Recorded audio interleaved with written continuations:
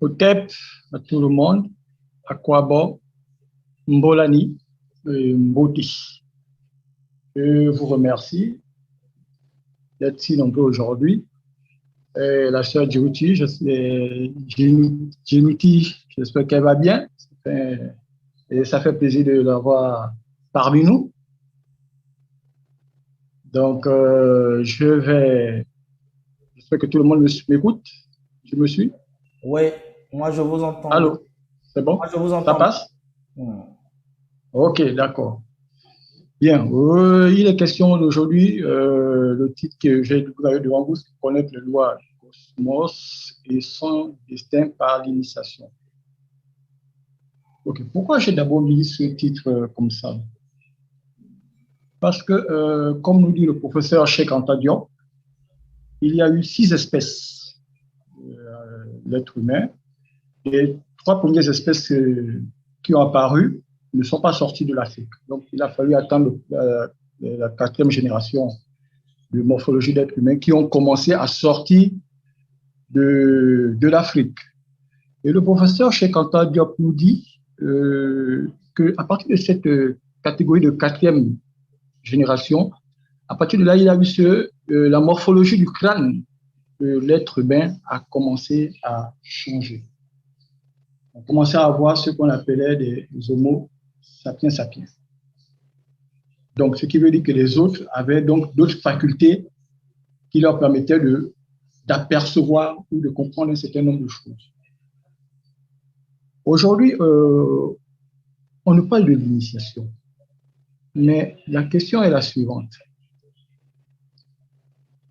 L'initiation, là, ce que nous parle là, ça sort de nos ancêtres là. Pourquoi ils ont mis ça là? Ils ont trouvé ça comment? Parce que du moment où ils étaient déjà apparus sur la Terre, ce qui veut dire qu'ils n'avaient pas connaissance de la création. Alors, comment ont-ils fait pour pouvoir nous faire une cosmogonie et nous faire comprendre comment était la création, comment tout s'est manifesté? Donc, je vais d'abord devoir essayer de faire un récapitulatif de à peu près ce que j'ai de voir nos ancêtres. Ce ne serait pas tout à fait total et exhaustif. On ne peut rien étudier sans la cosmologie. Parce que du moment où nos ancêtres ont commencé à prendre conscience de leur propre existence, c'est-à-dire du moment où ils ont pris conscience qu'ils sont, et qu'ils ont vu la différence qu'il y avait entre eux et le reste, les animaux, la forêt et tout, il y a eu irrémédiablement 4 questions qui ont dû se poser à eux, à savoir qui ils étaient. Ils ont dû se poser, mais qui suis-je? Ensuite, d'où est-ce que je viens? Je viens d'où? Et qu'est-ce que je fais même là, sur cette terre-là? Je fais quoi?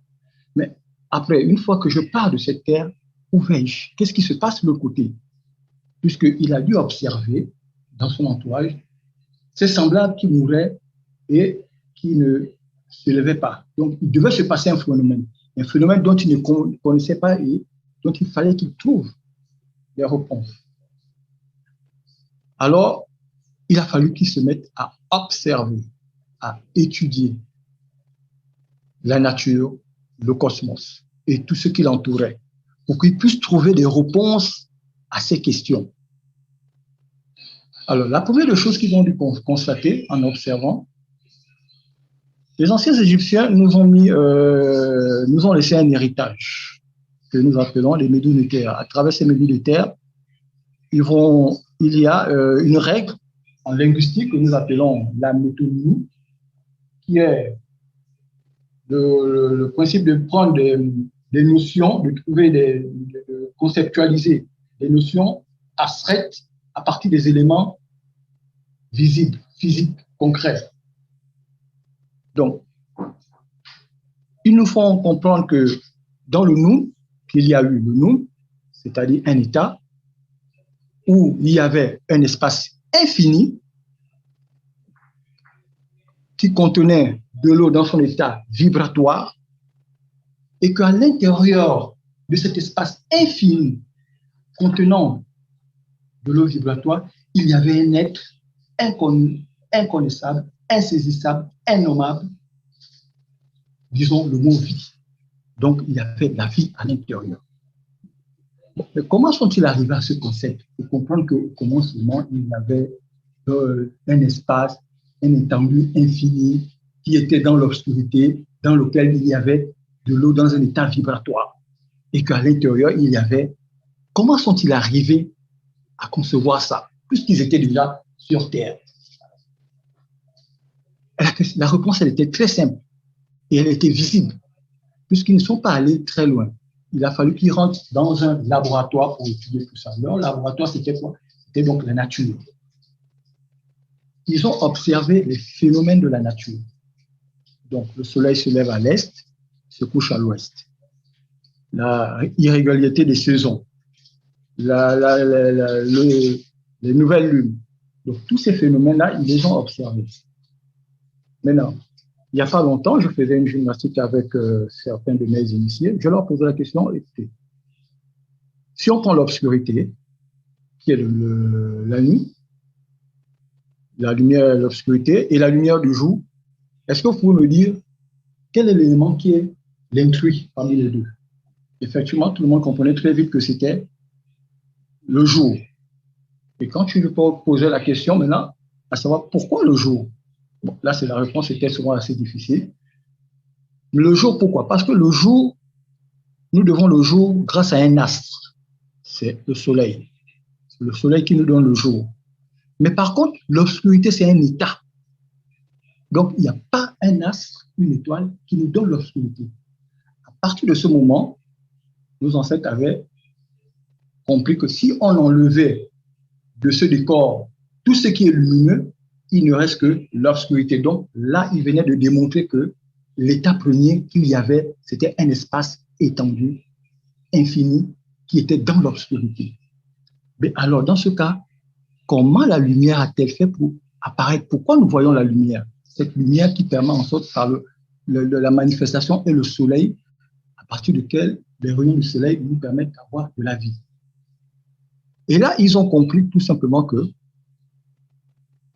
le fait que les phénomènes de la nature sont permanents et continuels. Donc, ça veut dire tout simplement que la première fois qu'il y a eu la manifestation, c'est la même manifestation qui se répète. Le soleil se lève à l'est, se couche à l'ouest. Donc, ça veut dire, dès l'apparition du soleil, la première manifestation qui a mis le soleil en mouvement, ça a commencé à se lever à l'est et ça s'est couché à l'ouest. Ils ont vu qu'il y avait, suite à ce mouvement du soleil, un déséquilibre, un changement de saison. Donc, ils ont tout simplement compris qu'il y avait une loi qui maintenait tout ce mécanisme, tout ce processus en harmonie. Alors, donc, la règle était simple. Il suffisait tout simplement d'étudier les phénomènes pour pouvoir retrouver l'état initial. Puisque ça ne reproduisait que ces phénomènes ne reproduisaient que cet état initial qu'il y avait. Alors, dans les saisons, vous allez constater qu'on a ce qu'on appelle aujourd'hui l'hiver. D'accord? Eux, ils avaient classifié ça en 3 saisons, 3 grandes saisons. Mais nous allons essayer de parler avec les thèmes d'aujourd'hui pour que chacun puisse nous suivre. Et il y a l'hiver. Pendant l'hiver, qu'est-ce qu'on constate dans cette période? La durée de l'obscurité est plus grande que la durée de la lumière. D'accord. Et là, on se retrouve quelque part vers le mois de décembre, novembre-décembre. À cette période, il y a le soleil qui va se retrouver dans le pôle sud. D'accord? Dans ce pôle sud, le soleil, la planète Terre, puisqu'elle tourne sur elle-même, elle fait un mouvement de rotation sur elle-même et un mouvement d'évolution autour du soleil dans le sens inverse des aiguilles d'une montre. Mais quand la Terre se trouve, met son hémisphère vers le sud, elle est automatiquement, elle voit la constellation, une constellation qu'on appelle la constellation de la Croix. Maintenant, étant donné que le soleil, qui lui est considéré comme le sauveur, donc vous comprenez que déjà, à partir de là d'où sort le mythe de Jésus crucifié sur la croix. Ce sont des mythes qui sont maintenant venus. Là, on rentre dans la cosmogonie.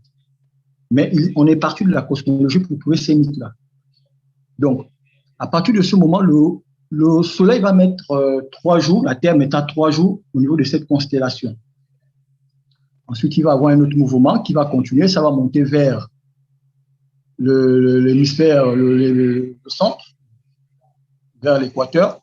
Et là, on va avoir l'équilibre des saisons. On va avoir l'équilibre des saisons, donc la durée des jours sera égale à la durée de l'obscurité. Donc, il y a équilibre. À partir de ce moment, nos ancêtres pouvaient faire ce qu'on appelle cultiver. Maintenant, en cultivant, qu'est-ce qu'ils constatent? Que lorsqu'ils mettent une graine de céréales dans le sol, 3 jours après, ils ont une première plante qui apparaît.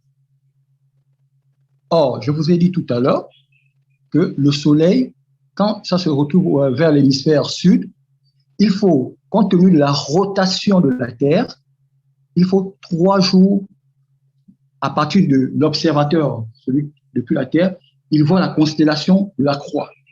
Donc, il faut 3 jours avant qu'il voit cette constellation disparaître.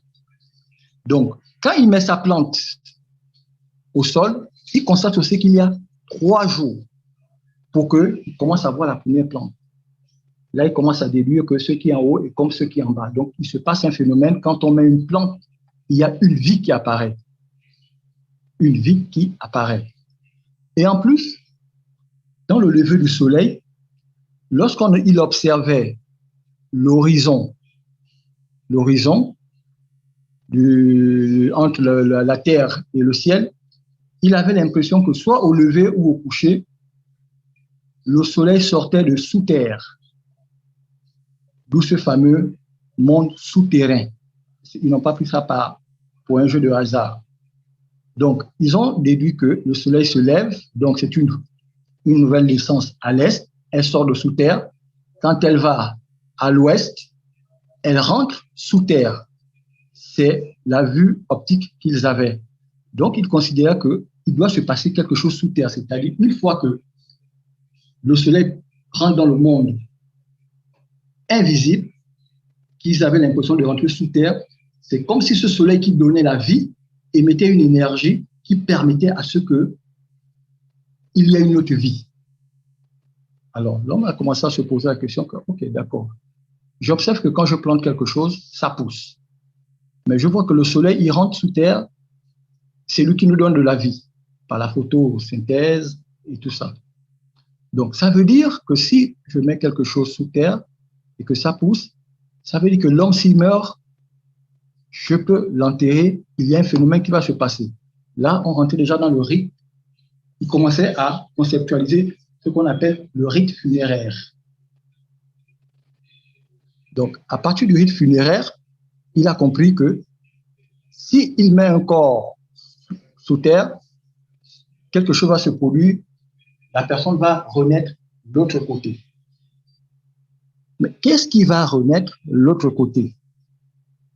Ce qui est sûr, c'est qu'avec les rêves, les visions, il devait voir ou sentir ou percevoir par son troisième œil qu'à chaque fois qu'un de ses semblables mourait, il y avait quelque chose, qu'on va dire, de corps ontologique qui sortait de son corps. Il a compris donc que ces corps ontologiques vont quelque part dans le monde invisible, d'après toutes les observations qu'il venait de faire. À partir de là, il fallait qu'il comprenne maintenant comment va fonctionner aussi ce monde invisible. Qu'est-ce qui se passe de l'autre côté? Mais lorsque le soleil se trouve dans la constellation de la Croix, il y a le phénomène de ce qu'on appelle la nouvelle lune. C'est-à-dire c'est une conjonction entre la lune et le soleil. À partir de la position du sud, du fait que la durée de l'obscurité était plus longue que la durée de la lumière, donc nos ancêtres ont conceptualisé ça comme le noun. Ils ont dit c'est le noun. Donc la nouvelle lune était donc la méthode par laquelle la lumière devait surgir des ténèbres. Donc il fallait donc que les ténèbres le principe de l'obscurité qui sera féminin à d'ombre, où chevauche le principe de la lumière pour que cette lumière sorte des ténèbres. Mais étant sur la constellation de la Grande Croix, quand vous regardez le mouvement de la rotation de la Lune tourne dans le sens inverse de l'aiguille d'une montre. Donc, dans le même sens que la Terre. À partir de là, ils ont considéré qu'à un moment, l'être androgyne qui se trouvait dans le Noun, cet être qui était inconnu, inconnaissable, dont ils ne pouvaient pas donner le nom, ils ne connaissaient pas le nom, pour pouvoir sortir de cette ténèbre, a dû, par un mouvement, devenir un être androgyne. Puisqu'ils avaient la traçabilité de cette énergie à travers les êtres humains, il y avait l'homme, il y avait la femme, chez les animaux, pareil, etc., etc. Donc, ils ont compris qu'il y avait une énergie qui s'est divisée. Mais cette énergie, plus que ils l'ont observé à partir de cette conjonction Lune-Soleil. Mais maintenant, qu'est-ce qui a divisé cet être androgyne? Puisqu'il se retrouvait au niveau de la constellation de la Croix, c'est l'élément Croix, quand on le met dans les langues dites modernes. La Croix se dit Mbassa, par exemple, en Douala. Quand on fait des mutations phonétiques du S en R, ça devient Mbara. Mbara, ça devient la H.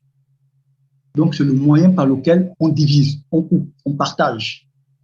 Donc, la croix est devenue l'élément qui devait diviser cet être. Et le mouvement de la Lune par rapport au Soleil, lorsque la Lune et le Soleil se séparent, même pendant une éclipse solaire, vous allez constater que la Lune va du côté gauche du Soleil. Et c'est ce qui a donné le fameux mythe que la femme est sortie de la côte gauche de l'homme. Ou alors le fameux mythe que vous connaissez, que lorsqu'on a crucifié au Cyrée, et d'autres ont pris Jésus après, un centurion l'a lancé une lance, une perche au niveau du côté gauche. Ce mythe sort justement de ce mouvement de la Lune par rapport au Soleil. Mais ce concept-là de vision de la Lune par rapport au Soleil a aussi donné de comprendre que le fait que l'énergie s'est divisée en deux, il y a eu donc cet être androgyne qui s'est divisé. Donc, si cet être androgyne ne s'était pas divisé, l'être devait être né soit androgyne. Mais cette division a créé la situation de telle sorte qu'on est un homme, une femme.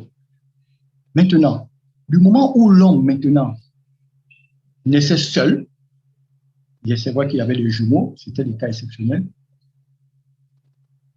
l'homme devait donc, quel était le double, c'est-à-dire la partie opposée de la personne qui naissait. C'est ce qui était symbolisé par cette division-là. Alors, plus que la vie, dans le noun, la vie est dans les ténèbres et ça se trouve dans un état d'eau vibratoire. Ils ont regardé eux-mêmes, se sont observés, eux, les animaux, et ils ont constaté que chez une femme, la vie se trouve dans l'obscurité, dans un élément qu'on appelle placenta, dans un liquide qu'on appelle liquide amniotique. Ce qui est en haut est comme ce qui est en bas, ce qui est en bas est comme ce qui est en haut. Il venait tout simplement de faire une déduction. Donc, le jumeau ne pouvait être que le placenta du nouveau-né. D'où on a commencé à faire le rite de placenta. Donc, cosmologiquement, c'est un peu le processus. J'essaie d'aller un peu plus vite parce que c'est assez compliqué ce cours. Donc, quand ils faisaient leur rite de placenta, c'était que le jumeau retournait, le jumeau, si c'est une femme, ton opposé c'est un homme. Si c'est un homme, ton opposé c'est une femme. Donc, on faisait retourner l'autre dans le monde invisible, qui gardait le contact avec l'énergie primordiale. À partir de là, vu tous ces ensembles-là, pour permettre à l'homme d'être en harmonie avec le cosmos, avec les Nétérous, ils ont commencé à faire ce qu'on appelle l'initiation, c'est-à-dire pouvoir donner un apprentissage, parce que initier, ça veut dire enseigner quelqu'un des connaissances dont il n'en avait pas. Donc, il fallait maintenant faire comprendre, enseigner, donner cette éducation aux initiés, pour que l'initié sache comment se comporter, comment vivre, parce que la préoccupation de nos ancêtres, c'était de savoir comment retourner à la source primordiale. Puisqu'ils avaient compris d'où ils venaient, qu'est-ce qu'ils faisaient ici? Ils avaient fini par comprendre que c'est un processus qu'il fallait faire sur le plan physique pour pouvoir retourner à la source primordiale. Donc, grosso modo, voilà un tout petit peu le processus cosmologique de ce phénomène d'initiation. Donc, comment nos ancêtres ont commencé par concevoir l'initiation. C'est pour cela que vous allez voir que le livre sacré de nos ancêtres, comme les autres aujourd'hui, ils ont la Bible, le Coran et tout le reste, c'est le livre de la sortie du jour. Pourquoi ils mettaient autant d'importance sur ça? Parce que le but, c'était de retourner à la source d'énergie. Mais plus que on va laisser, nous n'allons pas tout expliquer, donc nous allons laisser les ancêtres eux-mêmes nous parler. Nous allons maintenant laisser les ancêtres eux-mêmes parler. Pour ceux qui sont initiés, ils comprendront facilement ce passage. C'est l'intronisation du Nesut-Biti. Le Nesut-Biti, c'est ce qu'on appelle le pharaon. Aujourd'hui, on l'appelle pharaon. Pharaon, ça ne veut rien dire. C'est Père AA, qui veut dire la grande demeure. Et comme c'est lui qui y habitait, ils ont dit pharaon. Donc, je lis ce qui est écrit. Le Nesut-Biti est choisi par les dieux pour régner. D'abord, c'est un texte qui sort du professeur Théophile Obenga. Pour cela, le Dieu lui donne les attributs tels que la paix, le pouvoir, de stabilité, la vie, les aliments, etc. Ayant été choisi par les dieux, il devient lui-même divin. Son corps est donc façonné de la matière divine, sorti de l'eau des dieux. C'est Amon-Ra qui le choisit et l'annonce à Thoth, qui le consigne et le signifie aux 15 prêtres divins que Amon-Ra a choisi un tel pour être pharaon. Il est purifié, couronné par les dieux et conduit vers le sanctuaire pour faire la montée royale. Suite. Là, il restera seul, discutera avec Amon-Ra. Et les prêtres divins cachés là-bas, et il discutera seul avec Amon-Ra et les prêtres divins cachés là-bas. Ils lui remettent les clés du royaume. Et sortant de là, il devient illuminé, reçoit les instructions concernant sa mission. Seth et Horus participent à son couronnement. L'un a une couronne rouge et l'autre une couronne blanche. Il prête serment devant le clergé sacerdotal dans la langue de sa mère et devient ainsi le roi de la haute et de la basse Égypte. Après cela, il aura 5 noms de titulature royale par lesquels il sera désigné. Ça, ce n'est pas dans le texte, c'est un rajout de ma part. Hein. Bien, là, je viens de vous lire l'intronisation du pharaon, du Nesut-Biti. Dans cette lecture, j'ai retenu quelques mots qui vont nous permettre de comprendre déjà à peu près par rapport à ce que j'ai expliqué par rapport à la cosmologie. On nous dit déjà que il est comparé à la matière divine sortie de l'eau.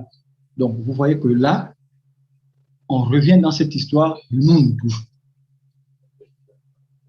Comment va-t-il être comparé à la matière divine qui est sortie de l'eau primordiale?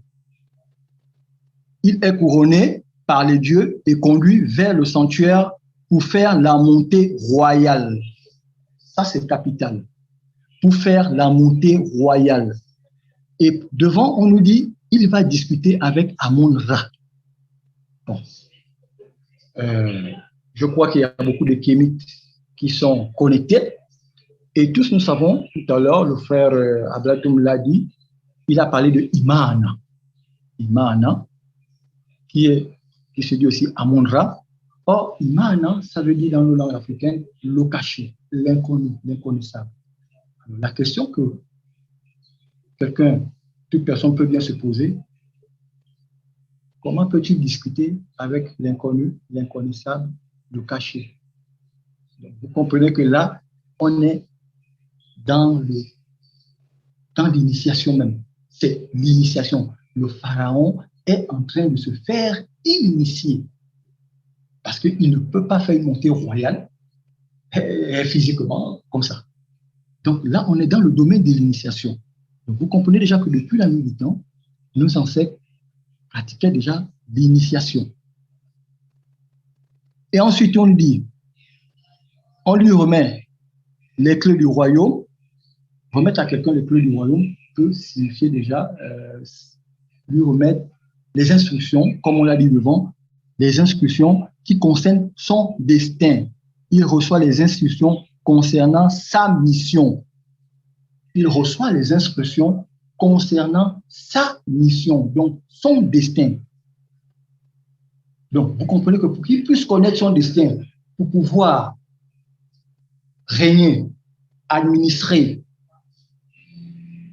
sa population, il fallait qu'il connaisse son destin. Il ne pouvait pas régner s'il ne connaît pas son destin. Et pour connaître ce destin, donc, il fallait qu'il fasse l'initiation. À partir de ce moment, il devient le maître de la lumière. Bon, quand j'ai mis là, vous avez Horus et Seth qui participent à son couronnement.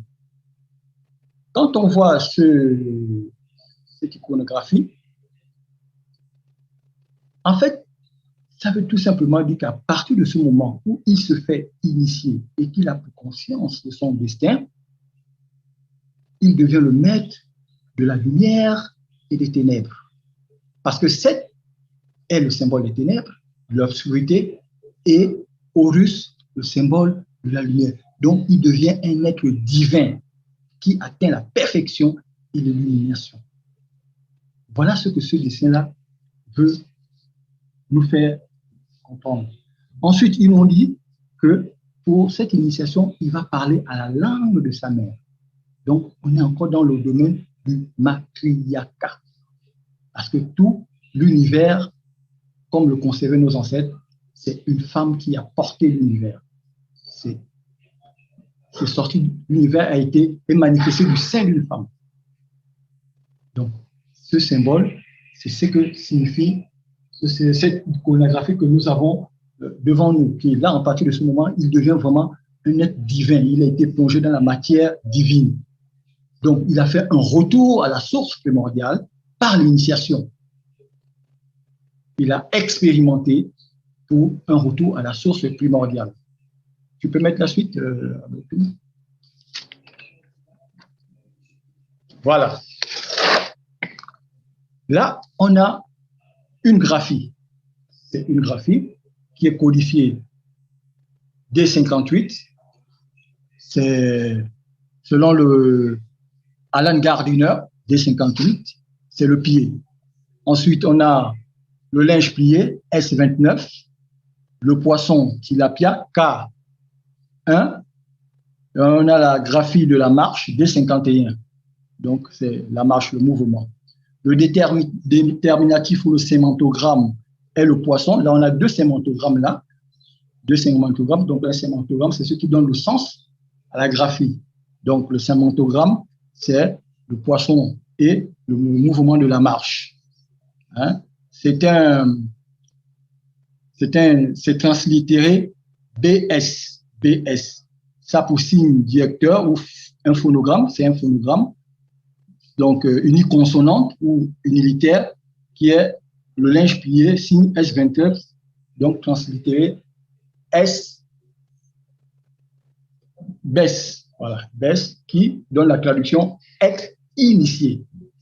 Donc, être initié. Donc, vous voyez que le sémantogramme qui donne le sens à la graphie, on nous met un poisson et le mouvement de la marche. Ici, très souvent, quand nous initions des personnes, on a toujours, en tant que Nganga, une expression que nous aimons utiliser. Il va nager dans l'océan et créer de la divinité pure. Ou alors, on te pose la question, est-ce que tu as marché? Donc, c'est un mouvement qui se passe de l'autre côté pendant que tu es sur le plan physique. Donc, les corps ontologiques font l'expérience de l'autre côté. Donc, je vous ai mis que l'initiation permet de connaître les mystères cachés. Donc, c'est ça l'initiation. La graphie suivante, s'il te plaît. Non, pas celle-là. Passe.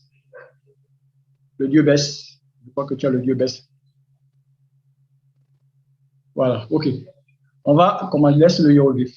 Laisse le hiéroglyphe. Donc, voilà, le dieu baisse. Le néther baisse. Donc, on a le néther baisse, c'est le dieu, le symbole du dieu Pygmée, c'est un démiurge, celui qui adorait les Pygmées. Ça veut dire quoi? Bess, qui signifie découvrir les mystères, ce qui est caché. Pour faire l'initiation au pharaon, on allait chercher les Pygmées. Les Pygmées Aka, Bayaka,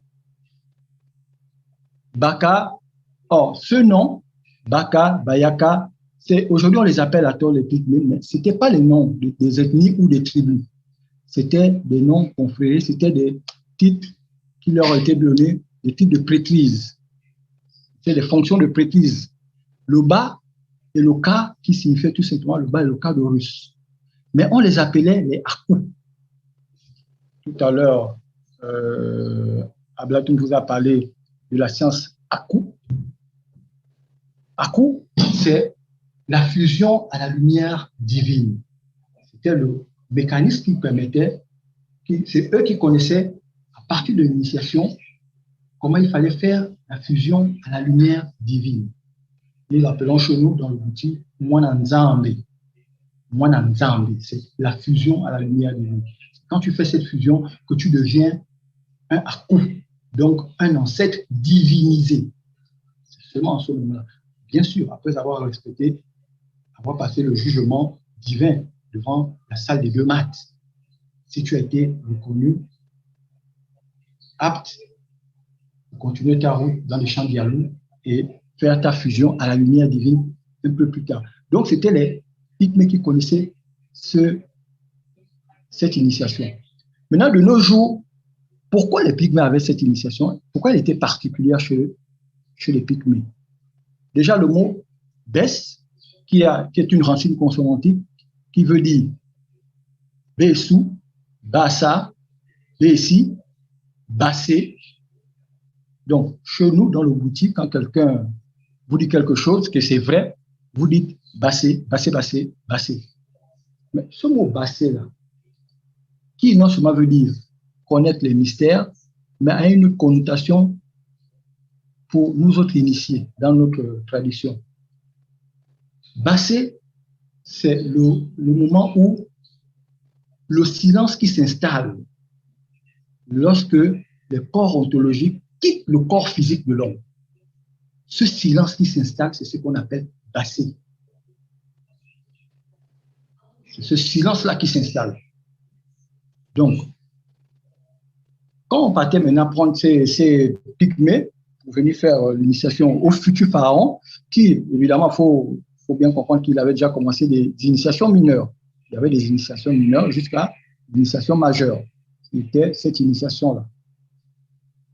Ici, par exemple, dans les rites, aujourd'hui, vous allez voir que dans les rites qui se passent aujourd'hui, il y a des rites qui reproduisent le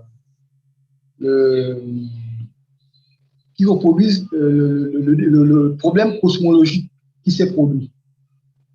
Donc, le phénomène, en fonction des mythes, Osiris a tué Osiris. Donc, ça reproduit ça. Donc, à travers les masques et tous les rituels, on essaie de reproduire, voilà, ce qu'on appelle le drame cosmique. Voilà, c'est le terme que je cherchais. On reproduit le drame cosmique. On essaie de reproduire le drame cosmique.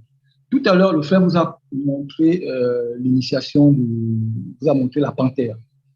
que nous appelons chez nous, dans une certaine tribu, Bakota, Lumboy. Cette initiation, par exemple, est une initiation maritale. Pourquoi? Parce que toutes les initiations ont la même base et les buts sont les mêmes. Ce sont les pratiques qui changent. Maintenant, cette initiation, par exemple, ou toute autre initiation, on constate que c'est une initiation qui a un rapport avec la constellation du grand chien. Pourquoi? Il vous a parlé du lever héliaque tout à l'heure, frère Ablato. Il vous a parlé du lever héliaque.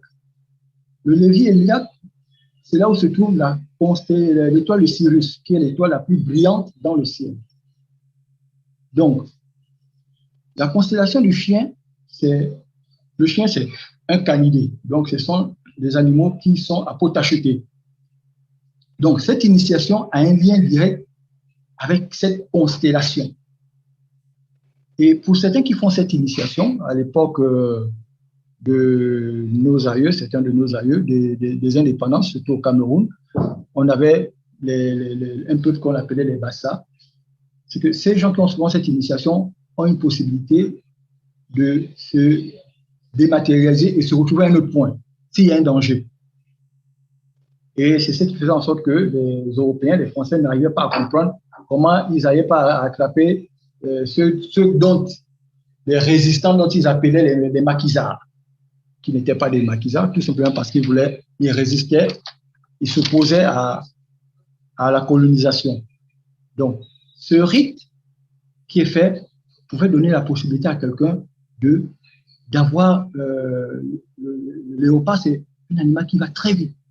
Donc, quand on te fait un rituel dans ce rite, tu as la possibilité, déjà, tu ne peux pas te fâcher n'importe comment, parce que si tu te fâches, c'est difficile pour qu'on te calme. Il faut vraiment avoir des techniques pour te calmer.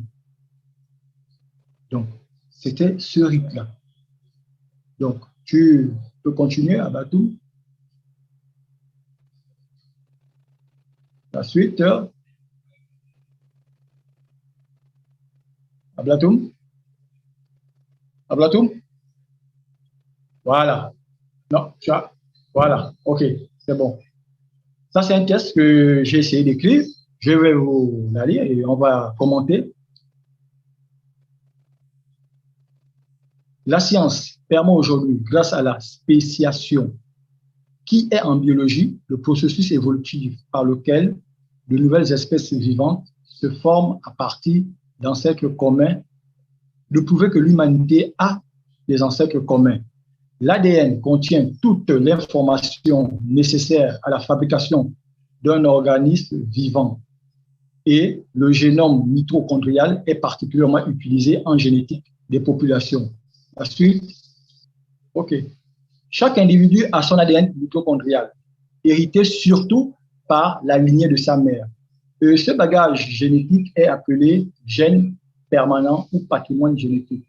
Donc, par l'étude de son ADN, la science peut remonter jusqu'aux ascendants de toute personne, quel que soit son sexe. L'homme porte donc en lui, à partir de ces gènes, la traçabilité de tous ses cycles de vie, de renaissance en renaissance. Il est la subdivision de la première étincelle de vie détachée de la source primordiale de l'ancêtre ayant créé sa lignée. Cette étincelle divine détachée de la source primordiale, incarnée dans un être pour la première fois afin de venir faire ses expériences sur le plan physique et faire la preuve de sa divinité par des épreuves, a aussi prévu le chemin de son retour à la source d'origine. Vous qui êtes la subdivision de cette étincelle divine ayant créé votre lignée, en vous, en vos gènes se trouve aussi le même chemin de retour à la source d'origine. Puisqu'en vous, il y a la traçabilité de toutes vos vies antérieures inscrites dans vos gènes, ainsi que la traçabilité de votre vie présente, allant de votre naissance à votre enfance jusqu'à votre âge adulte. C'est-à-dire tout ce qui a pu être fait sur vous durant votre enfance, même si vous n'aviez pas été conscient, est enregistré dans vos gènes. Alors, le passé, le présent et le futur est inscrit dans vos gènes. en absorbant le bobé, ce qu'on appelle chez nous le bois, mais durant une initiation, il active tous vos gènes et vous fait plonger dans une vision panoramique ou une audition de votre moi intérieur. Ainsi, vous pourrez voir ou entendre à l'intérieur de votre être votre passé, votre présent ou votre futur qui n'est tout autre que ce que vous devez faire pour réaliser votre destin qui permettra de faire votre retour à la source primordiale et les erreurs à réparer posées durant vos vies antérieures. OK, donc vous voyez qu'à partir de ce test, j'essaie de faire comprendre que nous sommes un microcosme, d'accord, dans le macrocosme. Donc, par l'initiation, comme on l'a vu tout à l'heure avec le Mesubiti, il plonge d'abord à l'intérieur de lui, puisqu'il a la traçabilité dans ses gènes depuis le commencement de l'origine de la création. Ça veut dire, par cette expérience, quelqu'un peut même vivre des expériences de comment ça s'est passé dans le monde. Parce que c'est dans ses gènes. Et la première intercelle qui est partie et qui s'est incarnée dans un être pour pouvoir, après, donner d'autres êtres humains dans lesquels vous faites partie de cette arbre généalogie. Donc, il a prévu aussi comment il faut retourner à la source primordiale. Donc, c'est par cette initiation-là donc que tout être humain essaie de retrouver la traçabilité de son destin. Qu'est-ce qu'il doit faire sur le plan physique pour retourner à la source primordiale? Voilà un peu ce que les ancêtres recherchaient dans l'initiation. Donc, comme je l'ai dit, donc l'initiation est de faire la preuve de sa divinité en surmontant les épreuves. Ça voudrait dire que quand vous faites les initiations, on vous dit ce qu'il y a à faire.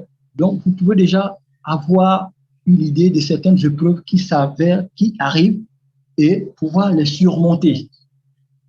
Parce que ce sont ces épreuves qui font de vous l'être divin. Ce sont ces épreuves qui font de vous l'être divin. Donc, vous commencez à devenir un être divin conscient et être en harmonie avec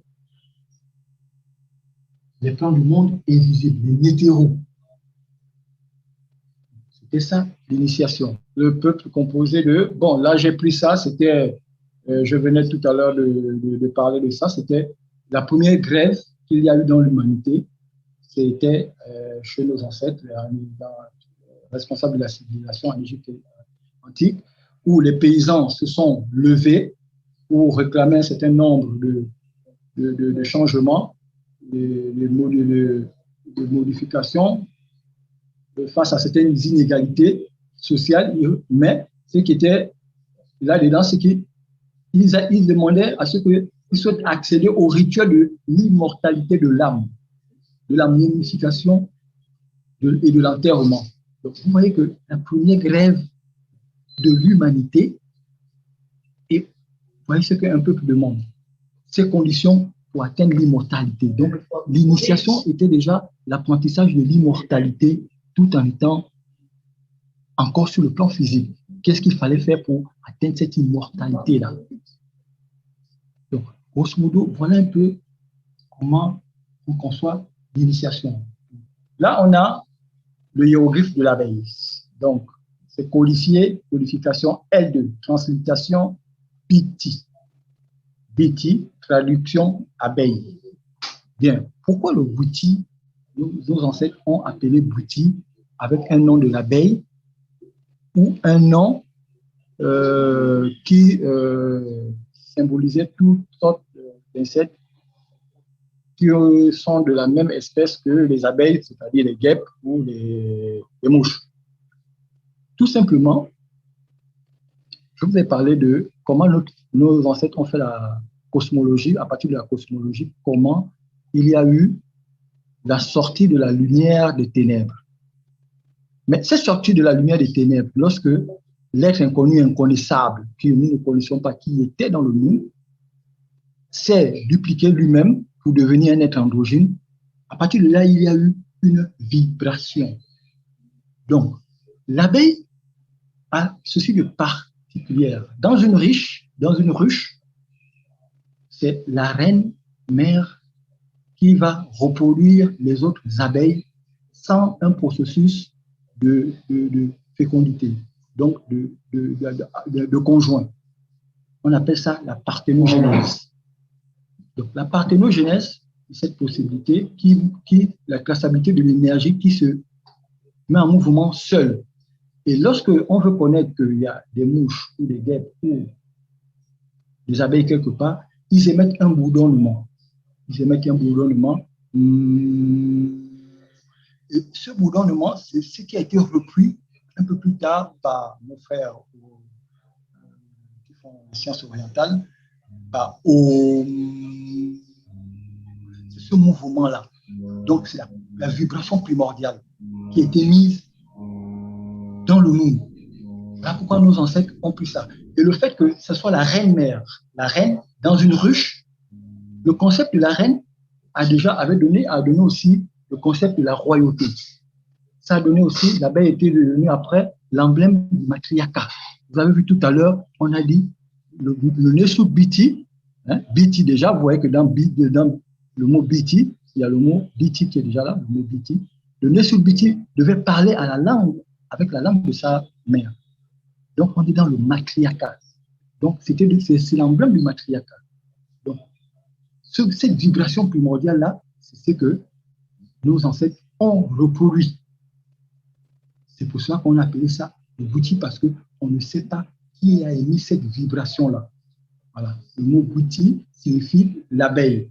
Et dans nos langues africaines, cela peut être aussi ramené à tout ce que produit l'abeille.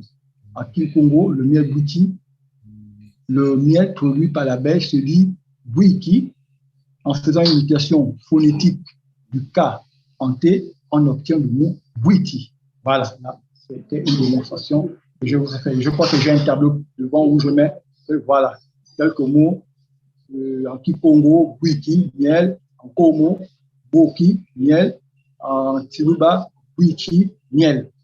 Donc, c'était ces mots-là que nos ancêtres ont pris pour pouvoir symboliser la vibration primordiale. Aujourd'hui, on fait dans les écoles ésotériques, on ne sait pas d'où vient ce mot. Ouais, je l'ai déjà dit, merci. Je pense que je l'ai déjà dit. Grosso modo, voilà un peu ce que j'avais à vous dire aujourd'hui. Maintenant, je pense que là, on va passer, s'il y a des questions, nous allons essayer de répondre.